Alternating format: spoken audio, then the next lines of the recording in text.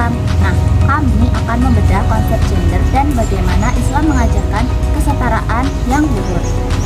Yang pertama, penting bagi kita untuk memahami perbedaan mendasar antara seks dan gender. Seks itu merujuk pada perbedaan biologis yang kodrat perempuan itu memiliki rahim, terus kalau laki-laki memiliki organ tertentu. Nah, ini adalah ketetapan alamiah yang tidak bisa diubah. Sedangkan gender adalah konstruksi sosial, yaitu peran, sifat, perilaku yang dilekatkan oleh masyarakat. Pada laki-laki dan perempuan, contohnya anggapan bahwa hanya perempuan yang harus mengurus anak atau mungkin melakukan pekerjaan rumah, sedangkan laki-laki harus bekerja seperti itu. Nah, konsep gender ini bersifat dinamis dan bisa diubah oleh budaya dan perubahan zaman. Nah, memahami perbedaan ini adalah kunci untuk membahas kesetaraan gender dalam Islam. Islam mendasarkan konsep manusia pada kesetaraan fundamental.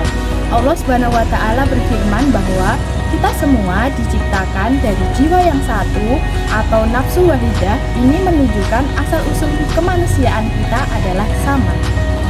Pembeda utama, satu-satunya penentu kemuliaan seseorang di hadapan Allah Subhanahu wa Ta'ala bukanlah jenis kelaminnya, melainkan ketakwaannya.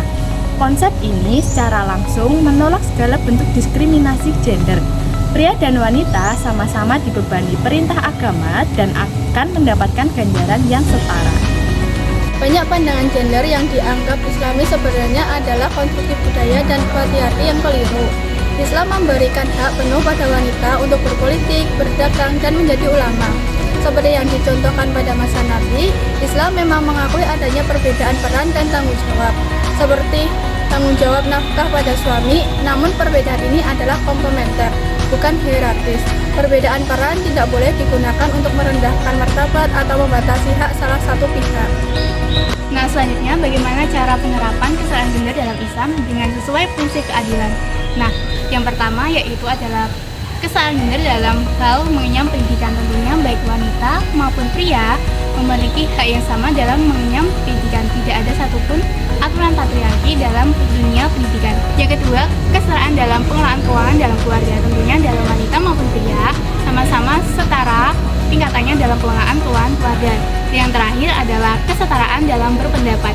Nah, baik wanita maupun pria memiliki hak yang sama dalam berpendapat dalam sebuah musyawarah maupun dalam sebuah kegiatan organisasi. Jadi tidak ada satupun perintah untuk membedakan pendapat suara di dalam organisasi tersebut.